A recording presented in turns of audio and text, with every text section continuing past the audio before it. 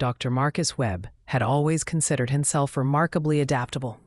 You didn't become humanity's first xenozoologist without developing a certain flexibility in your worldview. But standing in Conference Hall Delta 7 on Station Meridian 5, watching a 7-foot-tall crystalline being literally vibrate with distress, Marcus was starting to think he'd said something wrong. Perhaps, Dr. Zixrath said, their translator struggling with what Marcus's pattern recognition identified as barely contained panic.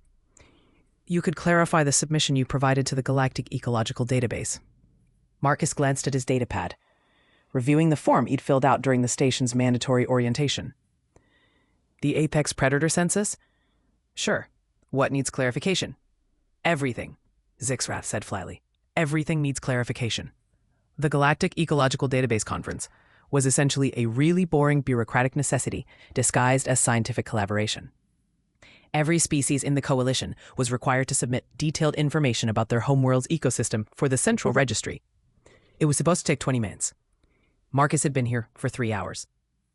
Zixrath was a plex, a species from Gentle World Plexus 9, which Marcus had learned was classified as a Class 2 paradise world, basically the galaxy's equivalent of a petting zoo, where the most dangerous native creature was a particularly assertive moss that grew slightly faster than plants should.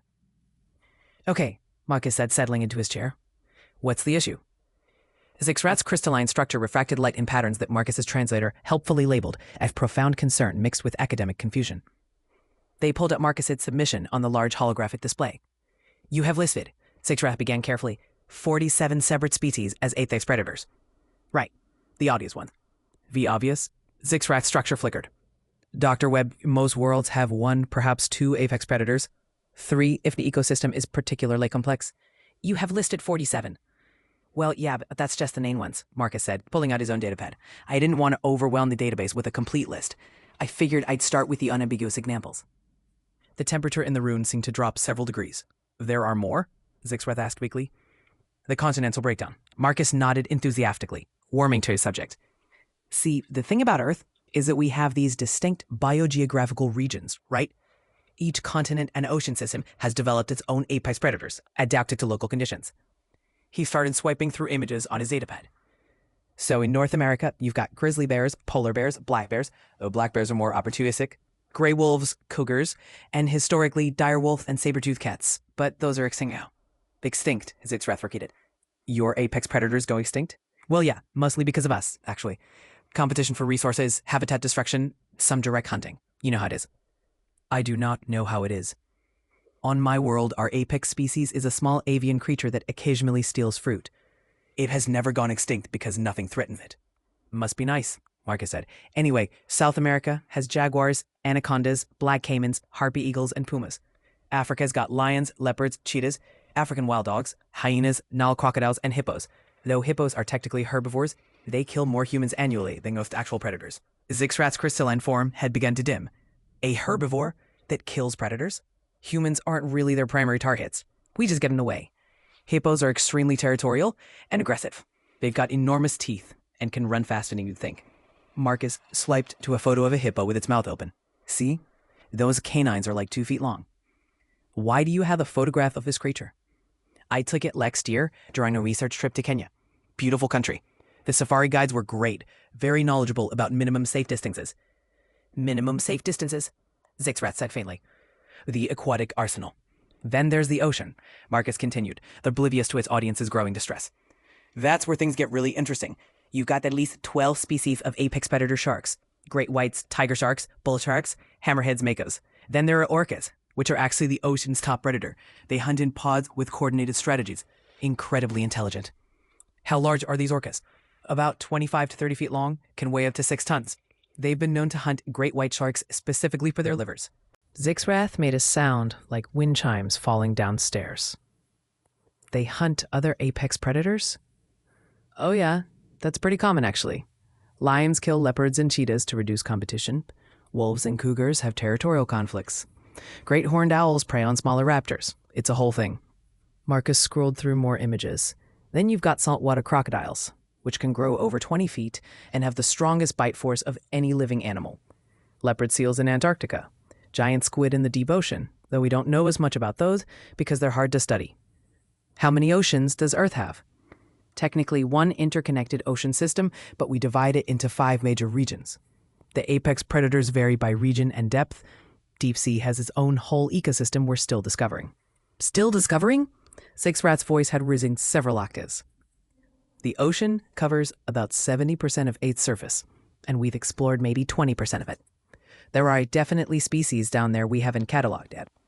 Marcus said this like it was a fun fact, rather than what Zixrath clearly interpreted as a horror movie premise. The complication category. Dr. Webb, Zixrath said slowly, your submission listed polar bears and apex predators. Where do these creatures live? The Arctic, way up north. They're the largest land carnivores, can weigh over 1,500 pounds, and are perfectly adapted to hunt in one of the harshest climates on the planet. And humans live in this region. Well, not many. Some indigenous communities, research stations, that sort of thing. It's pretty inhospitable. Temperatures can drop to minus 50 Celsius. So humans inhabit the territory of 1,500-pound predators in a climate that should be uninhabitable. I mean, we don't inhabit it so much as visit and set up temporary settlements, though the indigenous peoples have been there for thousands of years. They've got it figured out. Marcus paused. There was this one researcher who got stalked by a polar bear for 3 hours. She had to fire warning shots to scare it off. Quaid story. She wrote a whole paper about predator behavior. Zixrath had gone completely still. She survived. Oh yeah, standard protocol. You always carry firearms in polar bear territory, just in case. Standard protocol, Zixrath whispered. The historical context. Marcus, interpreting Zixrath's silence as interest rather than existential horror, continued. Of course, this is all current apex predators. Historically, Earth had even more impressive examples. During the Pleistocene epoch, that's about 11,000 years ago, we had cave lions, American lions, giant short-faced bears, dire wolves, saber-toothed cats. What happened through them? Climate change and human expansion. Mostly. We'd probably hunted some of them to extinction. Early humans were pretty effective hunters. Had to be, to survive alongside all these predators. Your species evolved alongside these creatures? Well, yeah. How else would we evolve? We're apex predators too, remember? We didn't just suddenly appear at the top of the food chain. We fought our way up there over millions of years. Marcus said this with something resembling pride. Zixrath's form had begun to pulse with light in rapid, irregular parts. You fought predators? Multiple species, for millions of years. Sure. That's why we have such good endurance, excellent throwing accuracy, and social cooperation. Pack hunting, tool use, communication. You don't get all that unless you're either predator or prey. And we ended up being both for a long time before we figured out the whole civilization thing. Both, Zixrath repeated numbly. The revelation. The interesting thing, Marcus continued, pulling up a map of Earth on the holographic display, is how the apex predator distribution changed as humans developed. Like there used to be lions in Europe and the Americas, but they went extinct in those regions. Same with a lot of megafauna.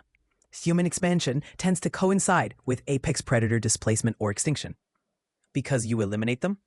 Sometimes.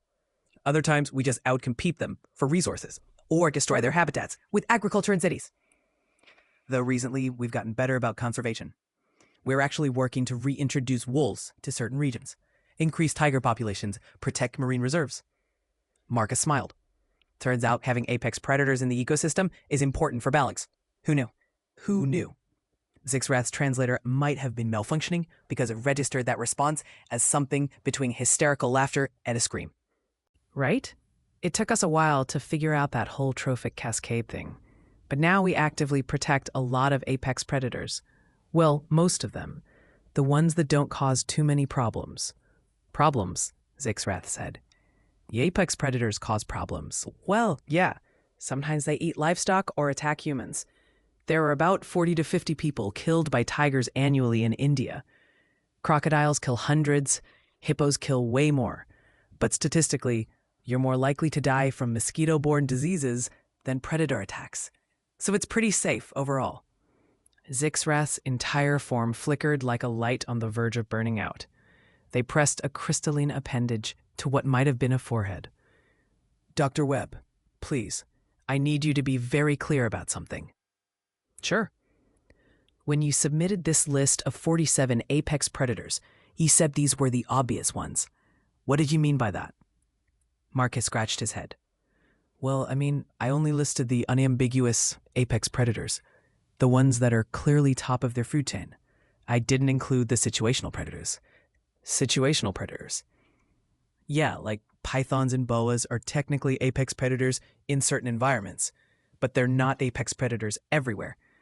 Same with golden eagles, electric eels, piranha schools, Komodo dragons, Tasmanian devils, wolverines, honey badgers, which are basically indestructible, by the way, giant otters, various monitor lizards, and larger species of octopus. Zixrath have begun making a sound like a crystal singing bowl being struck repeatedly with increasing force. "Are you okay?" Marcus asked. "Do you need me to slow down?" "How many?" Zixrath managed to ask. "Total. How many apex predators does Earth have?" Marcus thought about it, pulling up his research files. "Depends on your definition, really. If we're counting anything that functions as an apex predator in at least some part of its range, probably somewhere between 70 and 90 species, give or take." There was a long moment of silence. Then Zixrath's crystalline structure made a sound like breaking glass, and they collapsed into a pile of dimly glowing fragments on the floor. "Dr. Zixrath?" Marcus jumped up, rushing over. "Are you okay? Should I call medical?" The pile of crystals pulsed weakly. The translator, somehow still functioning, produced a faint voice. "Medical. Yes. And possibly security. I am not certain anymore." The medical bay on Station Meridian 5 was designed to accommodate the galaxy's most diverse biological forms, which meant it looked like a surrealist's fever dream designed by a committee. Dr. Zixrath had been reconstituted. Apparently, Plex could do that when they underwent severe stress fragmentation, and was now resting in what the medical staff called a crystalline regeneration pod, which looked to Marcus like an expensive disco ball filled with healing light. "I must apologize," Zixrath said through their translator, their form still noticeably dimmer than before. "My species has a physical stress response to perceived existential threats. I should have been more prepared." "No, I'm sorry," Marcus said, sitting in what he hoped was a chair and not some alien's medical equipment. "I didn't mean to overwhelm you. I probably should have led with something less intense than the complete apex predator breakdown. Dr. Webb, I need you to understand something." Zixrath's form pulsed slowly. "I have been compiling the Galactic Ecological Database for 17 standard years. I have processed information from over 400 worlds. The average Class M planet, what you would call Earth-like, has approximately 1 to 3 apex predators. The previous record holder was a Class 9 jungle world with 7. 7 sounds manageable. Earth has 70 to 90. Well, we do have a lot of diverse ecosystems. Dr. Webb, that is not normal. That is statistically, biologically, ecologically horrifying." Zixrath's translator added what might have been a shudder. "But I need to continue this interview for the database, for galactic safety. So I must ask, are there any other relevant predators I should know about?" Marcus hesitated. "Define relevant." "Let's start with organisms below 10 kilograms, Zixrath suggested. "Surely those present no significant threat." "Oh, the micropredators. Yeah, we've got tons of those." Marcus pulled up his datapad again, missing the way Zixrath's light dimmed. "So there are various species of venomous snakes, vipers, cobras, mambas, coral snakes, rattlesnakes. Most are under 10 kilos. Then you've got spiders, scorpions, centipedes, some ants that hunt in colonies, wasps, hornets." "Wait," Zixrath interrupted. "These smaller organisms are also predatory?" "Well, yeah. A whole planet is basically predators eating smaller predators, eating even smaller predators all the way down to microscopic predatory bacteria." Marcus said this like it was completely normal. "Oh, and we've got parasites too. Parasitic wasps that lay eggs in other insects, botflies that burrow into mammalian flesh, tapeworms, hookworms, liver flukes, malaria parasites that kill hundreds of thousands of humans annually. The microscopic organisms kill humans? Used to kill millions before we developed medicine. Mosquitoes, they're tiny flying insects, are actually the deadliest animal on Earth when you count disease transmission. They kill more humans than all the large predators combined." Zixrath's form pulsed erratically. "You live among creatures that kill millions of you?" "Well, not anymore. We've gotten pretty good at mosquito control. DDT, bed nets, anti-malarial drugs. The death toll is way down. Progress. Marcus gave a thumbs up, a gesture his translator rendered as optimistic affirmation despite ongoing tragedy. Dr. Webb, Zixrath said carefully, in your apex predator list, you included humans. You categorize your own species as an apex predator? Oh, absolutely. We're technically the most successful apex predator on the planet. We've dominated nearly every terrestrial ecosystem, drastically altered ocean ecosystems, and we're the only apex predator that regularly hunts other apex predators. You hunt other apex predators? Well, not as much anymore. Conservation efforts and all that. But historically, yeah. Tiger skins, lion hunting, bear hunting, wolf pelts. Big things for a long time. Humans have this thing where if something's dangerous, we either avoid it, study it, or hunt it. Sometimes all three. Zifrath was quiet for a moment. Do humans have any natural predators? Not really, not anymore. Occasionally, someone gets eaten by a crocodile or attacked by a bear, but it's pretty rare. We've eliminated most threats through habitat separation and population control. Marcus scratched his chin. Though we do keep some predators as companions. I'm sorry. Pets, domestic animals. Dogs are descended from wolves. That's an apex predator we domesticated about 15,000 years ago. Now they live in our homes, sleep in our beds, play with our children. We bred them into hundreds of different varieties. Some look nothing like wolves anymore. The regeneration pod's lights flickered. You domesticated apex predators. Well, they were wolves when we started. The domestication process kind of removed a lot of the predatory drive, mostly. Marcus pulled up a photo on his datapad. This is my dog, Colonel Barksworth. He's a golden retriever. Absolute sweetheart. Would lick a burglar to death before biting them. Zixrath stared at the image of a large, golden-furred canine with forward-facing eyes and prominent teeth. That creature lives in your dwelling? Yeah, he sleeps on my bed. Takes up too much space, honestly. But he's good company. Dr. Webb, that animal has the dental structure of a carnivore, the forward-facing eyes of a pursuit predator, and visible claws, and you allow it in your sleeping area? Well, yeah, he's family. Marcus swiped to another image. And then there are cats, obligate carnivores descended from small wild cats in the Middle East. We domesticated them around 10,000 years ago. They're actually responsible for the extinction of several bird species on islands where they've been introduced, but most people keep them indoors now. You domesticated multiple species of predator? I mean, we've also domesticated horses, cattle, pigs, chickens, goats, sheep. Those are mostly prey animals or omnivores. But yeah, dogs and cats are the main predatory pets. Oh, and some people keep ferrets, which are descended from polecats, and snakes, lizards, tarantulas. People willingly house spiders? Well, tarantulas are technically spiders. They're arachnids. Actually, wait, spiders are arachnids too. Never mind. Yes, some people keep large spiders as pets. Also, scorpions, sometimes. Usually not the deadly venomous ones, but there's always someone putting boundaries. The childhood exposure. Zixrath's regeneration was apparently complete because they emerged from the pod, their crystalline structure now stable but noticeably more opaque than before, suggesting permanent stress damage.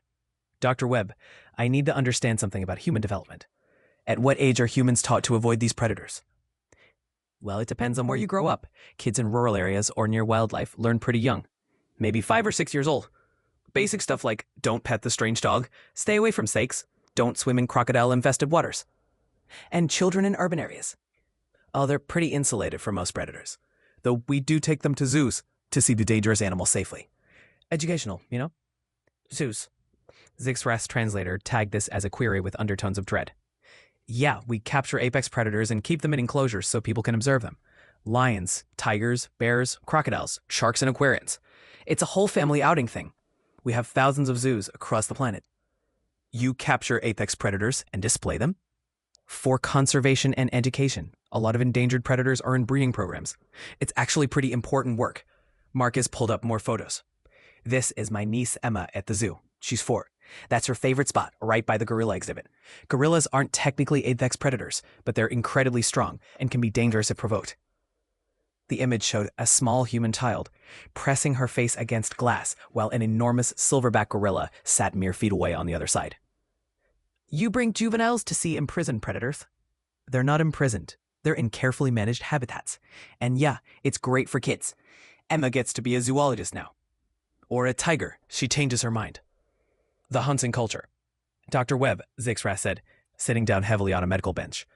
Earlier, you mentioned humans hunt apex predators. Is this still a common practice? Depends on the region and culture. Sport hunting is still legal in some places, with proper licensing. Trophy hunting for lions, elephants, bears. It's controversial, but some argue the fees support conservation. Then there's subsistence hunting. People in the Arctic still hunt seals and whales. Some indigenous communities hunt crocodiles, big cats, various large prey animals. Your species hunts whales? Well, we used to hunt them much more extensively. Nearly drove several species to extinction in the 19th and 20th centuries. Industrial whaling was brutal. Marcus looked uncomfortable for the first time. We've mostly stopped now. There are international protections, though some countries still do limited whaling. It's a whole political thing. You almost eliminated an apex predator through hunting? Several, actually. American bison, passenger pigeons, though those aren't predators. Various whale species, wolves in most of their range, grizzly bears in large parts of North America. Humans are really efficient at killing things when we decide to. The problem is, we're also really good at destroying habitats, so it's a double threat. Zixrath was making that crystal chiming stress sound again. But you said you now protect these creatures. Yeah, conservation movements started in the late 20th century. We realized we were destroying ecosystems faster than they could recover.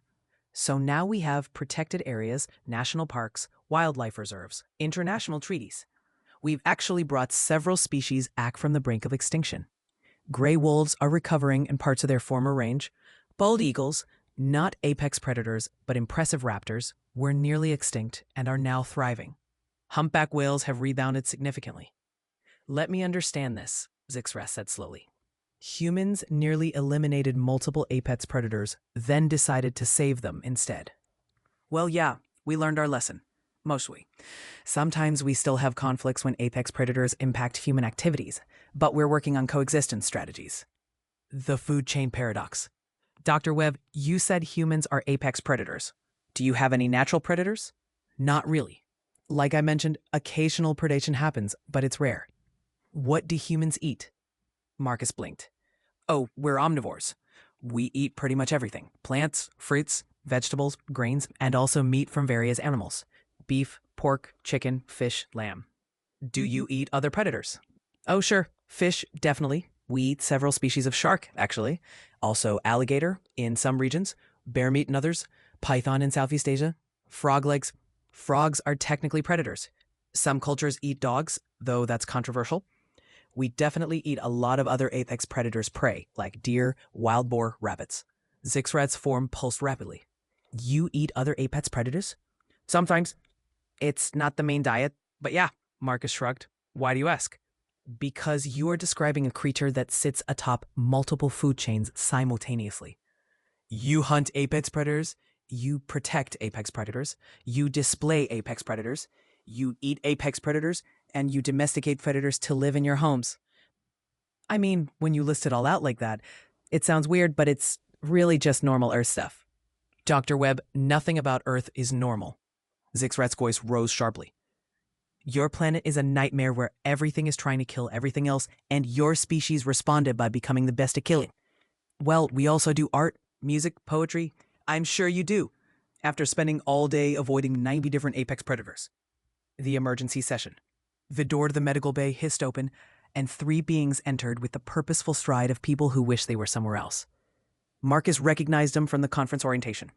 Station Commander World, a multi-tentacled administrative officer. Security Chief Krant, a massive armored species whose name was unpronounceable. And Ecological Advisor Neem, who looked like a floating jellyfish made of light. Dr. Zixrath, Commander Vrult said without preamble, we received your emergency classification request for Earth. This is highly irregular. Commander, with all respect, Earth is highly irregular. Zixrath gestured at Marcus. Dr. Webb, please tell them about your planet's apex predators. For the next 20 minutes, Marcus repeated his explanation. He watched as the station commander's tentacles slowly knotted themselves into stress patterns. Security Chief Krant's armor plates kept adjusting positions as if preparing for combat. Advisor Neem's luminescent form grew dimmer and dimmer. Let me be sure I understand, Commander Vrult finally said. Earth has 70 to 90 apex predators, Humans are also apex predators. Humans domesticated some predators, and humans occasionally still hunt other apex predators. That's pretty accurate. Yeah, Marcus confirmed. And humans inhabit all major land masses on their planet? Yep, every continent except Antarctica, and even there we have research stations. So you live among these predators? Well, we've separated ourselves from most of them through urbanization. Cities don't have many large predators. Occasionally, you'll get coyotes in Los Angeles or mountain lions in the suburbs, but it's not a daily thing for most people. Security Chief Krantz spoke for the first time, their voice like rocks grinding together. How many humans die annually to predator attacks? Oh, hard to say exactly. Maybe a few thousand globally, if you count all predators. Crocodiles kill a lot of people in Africa and Asia. Hippos are responsible for hundreds of deaths. Snakes kill tens of thousands through venomous bites. Mosquito-borne diseases kill hundreds of thousands. But statistically, humans are way more likely to die from other humans, disease, or accidents than predator attacks. The room went silent. Other humans? Advisor Neem asked faintly. Well, yeah, humans are pretty dangerous to other humans. Wars, crime, accidents, we're working on it. The classification debate. Commander Vrolth's tentacles had knotted so tightly they looked like a biological stress ball. This council must determine appropriate protocols for Earth and its inhabitants. Dr. Zixrath, you requested the emergency reclassification. Yes, Commander. I believe Earth should be classified as a Class 15 death world with an apex predator saturation rating. That classification doesn't exist, Neem pointed out. I am suggesting we create it specifically for Earth. Marcus raised his hand. I feel like I should point out that humans have been peacefully interacting with other species for months now. We're not dangerous to non-Earth life. You are apex predators who evolved on a planet with 90 other apex predators, Zixrath said. You developed tools, weapons, strategy, and social cooperation specifically to survive in that environment. Right. But we use those skills for peaceful purposes now. Science, exploration, trade. Dr. Webb, do humans still have military forces? Well, yeah, but that's for defense and... Marcus stopped. Okay, I see your point. Security Chief Krantz leaned forward. How many military conflicts are currently active on Earth? Marcus winced. Define active. Armed conflicts between human groups. Maybe a dozen or so? It's complicated. Geopolitics, resources, ideology. Your species fights itself while living among 90 apex predators? We're really good at multitasking. Commander Vrolth made a sound like a sigh translated through bubbles. Dr. Webb, I don't think you understand the concern. Most species in the Galactic Coalition come from worlds with minimal predation pressure. They evolved in relatively peaceful ecosystems. The idea of living among multiple apex predators is completely foreign to them. But we're not unique, right? There must be other Death World species in the Coalition. There are 12 registered Death World species, Advisor Neem said. Earth would make 13. The previous highest apex predator count was 7. You have 90. That's actually pretty cool when you think about it, Marcus said. We're record holders. That is not the achievement you think it is, Zixrath said weakly. The final revelation. After an hour of debate, Commander Vrolth made a decision. Earth will be classified as a Class 12 death world with special notation for apex predator density. Humans will not be restricted from Coalition worlds, but member species will be informed of Earth's ecological intensity. That seems fair, Marcus said. However, Vrolth continued, we require complete ecological data for the database. Dr. Webb, you mentioned you only listed the obvious apex predators. I need a complete accounting. Really, it's going to be a long list. We have time.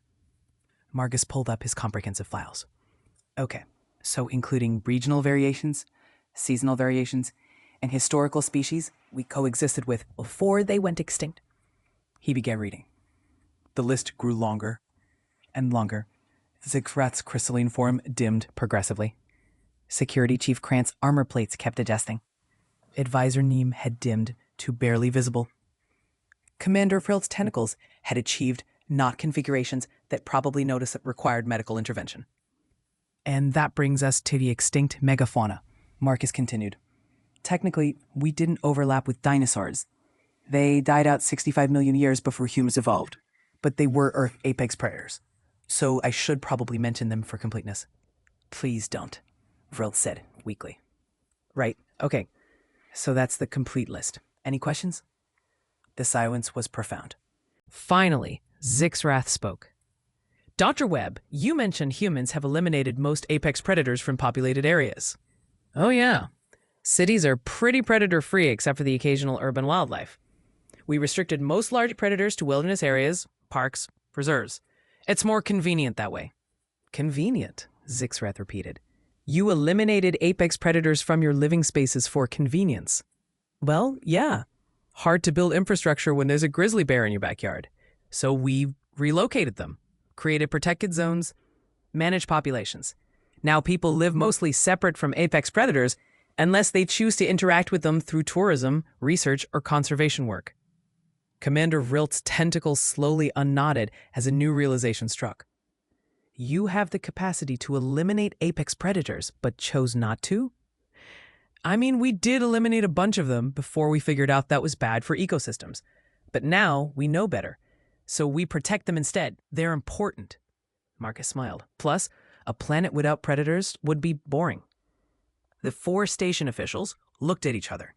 Some form of silent communication passed between them, probably shared horror at the implications. Continue. Dr. Webb, Commander Vrilt said finally, I think this interview is concluded. We have more than enough information for the database. Cool. Do you need anything else? I've got presentations on Earth's venomous species, parasitic organisms, aggressive plant life. Some of our plants are actually pretty dangerous. No, all 4 officials said simultaneously. That will not be necessary, Vrill added more calmly. Please enjoy the rest of the conference, and perhaps avoid discussing Earth's ecosystem in casual conversation, for diplomatic reasons. Sure thing. Thanks for your time. Marcus stood, collecting his datapad. He paused at the door. Oh, one more thing. I brought some Earth food samples if anyone wants to try them. Coffee, chocolate, spicy peppers. We will pass, Zixrath said quickly. Thank you. As Marcus left, Security Chief Krant turned to Commander Vrilt. Should we be concerned about the species? They domesticated wolves, Zixrath said quietly. They live among 90 apex predators and consider it normal. They eliminated predators from their cities for convenience, not survival. They protect the creatures that kill them because they understand ecosystem balance. Your point? Krant asked. My point is that humans are either the most terrifying species in the galaxy or the most remarkable. Possibly both. And we just invited them to join the coalition. Commander Vrilt's tentacles rippled thoughtfully. Perhaps that's better than the alternative. Which is? Finally, Zixrath spoke. Dr. Webb, you mentioned humans have eliminated most apex predators from populated areas? Oh yeah, cities are pretty predator-free except for the occasional urban wildlife. We restricted most large predators to wilderness areas, parks, reserves. It's more convenient that way. Convenient, Zixrath repeated. You eliminated apex predators from your living spaces for convenience. Well, yeah. Hard to build infrastructure when there's a grizzly bear in your backyard. So we relocated them, created protected zones, managed populations. Now people live mostly separate from apex predators unless we choose to interact with them through tourism, research, or conservation work. Commander Vrilt's tentacles slowly unknotted as a new realization struck. You have the capacity to eliminate apex predators, but chose not to?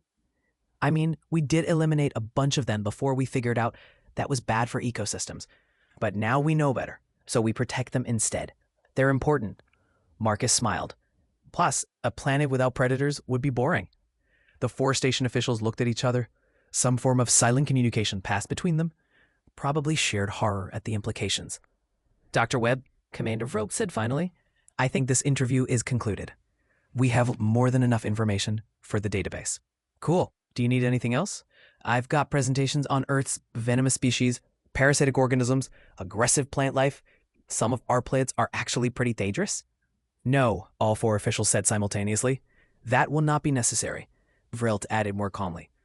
Please enjoy the rest of the conference, and perhaps avoid discussing Earth's ecosystem in casual conversation, for diplomatic reasons. Sure thing. Thanks for your time. Marcus stood, collecting his datapad. He paused at the door. Oh, one more thing. I brought some Earth food samples if anyone wants to try them. Coffee, chocolate, spicy peppers. We will pass, Zixrath said quickly. Thank you. As Marcus left, Security Chief Krant turned to Commander Vrilt. Should we be concerned about this species? They domesticated wolves, Zixras said quietly. They live among 90 apex predators and consider it normal. They eliminated predators from their cities for convenience, not survival. They protect the creatures that kill them because they understand ecosystem balance. Your point? Krant asked. My point is that humans are either the most terrifying species in the galaxy or the most remarkable, possibly both, and we just invited them to join the coalition. Commander Vrilt's tentacles rippled thoughtfully. Perhaps that's better than the alternative. Which is? Having them as enemies. The room fell silent as they all contemplated a species that had conquered a death world filled with apex predators, decided killing all the predators was counterproductive, and somehow developed compassion and ecological awareness in the process. Somewhere in the station, Dr. Marcus Webb was cheerfully describing Earth's wildlife to horrified conference attendees while showing pictures of his niece petting a horse and his dog sleeping on the couch. The galaxy, Commander Vrilt reflected, was about to get much more interesting and possibly required significantly more emergency medical staff.